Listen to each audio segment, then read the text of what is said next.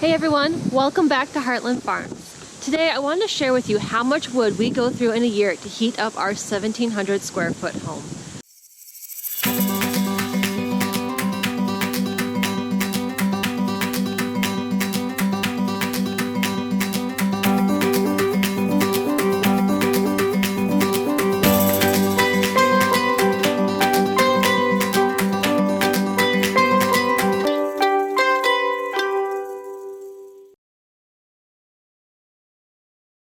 Alright, so we have a two-story 1,700 square foot home that we heat solely with wood now.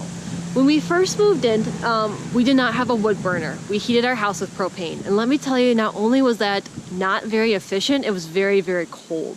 So to keep our house in the low 60s, it cost us about $200 a week. That was before the inflated prices we see today. So that was back in the last time we bought propane was back in 2020, and it was getting like well over $200 a week at that point. The fall of 2020, we installed our wood burner, and that's been the best upgrade we've made to our house so far. So that cut our prices down from $200 a week to about just over $1,000 per winter. And that's for approximately 9 months of winter up here. Granted, during that 9 months, you're not constantly burning your wood burner, but that's what you use as an approximate number just to make sure you have enough wood. So last year we kind of showed how much our wood pile had grown. We had 3 rows about 20 feet long each, and that amount of wood lasted us till about the beginning of April, and at that point we were really trying to just kind of get by on what we had or what we could find here. So long story short, we didn't have enough wood to keep our house warm. This year we've increased it. Not only do we have the 3 rows of 20 feet long, we've also added 2 rows of 16 foot long, and we're still adding more wood. When we're finally done stacking everything, we're gonna have about 3 rows that are 16 feet long and 3 rows that are 20 feet long. Each are about my height, which is about 5'4", so just over 5 feet high. That kind of gives you an idea of how long our wood rows are. So when you're heating with wood, you have to make sure your wood stays dry before you can burn it. Otherwise you're going to take up extra energy trying to heat up the wood. That depletes your fire pretty quick and doesn't use the wood as efficiently. We don't have a wood shack. You know, it would be awesome to have like a covering built for our wood pile. Unfortunately, we don't have that right now. So what we do is that we take X amount into our feed room. From our feed room, we put the wood around our fireplace. The wood around our fireplace then gets dried out by our fire itself, and that way it burns really, really hot for us. So it kind of helps keep our house a little warmer. The reason we stack the wood near our house is that kind of keeping it in a permaculture design. So we've recently kind of learned more about permaculture, so we've kind of restructured as we add things to our homestead. How do we keep this in a permaculture structure? And permaculture says the things you use the most are in your ground zero, that's near your house. Going into like a food forest being like your zone 5, that's way out. Our property is not big enough to have a zone 5, but our zone 0 is pretty large.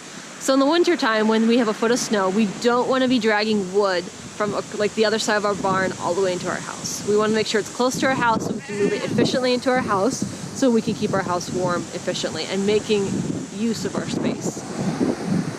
So that's why we have our wood near our home. It's just to kind of use that structure to make sure that we can be as efficient as possible.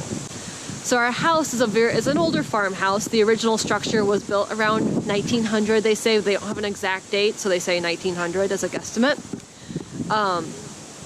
It's definitely been added on since then. It's not built to have heat go through it efficiently. It's built for a furnace. So our downstairs stays very toasty. And we had to do a couple upgrades to make sure our downstairs does stay toasty. So we moved in, we had a giant slider. Now the slider itself was pretty rotted, so we had to replace that. Once we replaced that, that took our house from staying in the mid to upper 60s, heating with wood, to staying into the lower to upper 70s, sometimes even low 80s. So that made it very much more efficient. The upstairs, due to how our house is laid out, it's laid out like an L, so the upstairs doesn't have heat transfer to it pretty easily. If we were to redo our house again, we would definitely do like more of an open loft concept, so the heat that's rising from your wood burner that goes up into the roof area would also transfer into the bedrooms due to the loft structure. So that's something that we would do if we were to build a house up here. What we're gonna continue to do is make our house more efficient downstairs and upstairs as well, to kind of keep it more insulated, and that way we're not wasting so much energy on keeping it hot during the winter time. Because the heat doesn't transfer very well heading upstairs, we heat the bedrooms with electric heaters just to kind of offset some of the cold. Those electric heaters run at night. They don't run during the day. So during the day we keep the downstairs pretty toasty, which is where we normally kind of live. We live in our downstairs. We just go to our rooms to sleep.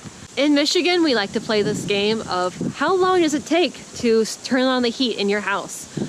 So basically you hit October and the countdown starts. How many days can you make it into October without turning on the heat? In October, it starts to get down to the 40s and 30s at night, so it can get your house pretty chilly in the morning, and it's so hard getting out of bed when it's that cold. So it's kind of fun to see how long can you make it. In the past, we've made it several days, like almost to the end of October. Those were warmer October months that we were able to kind of get that far into October without turning on the heat. This year, we didn't make it very far at all.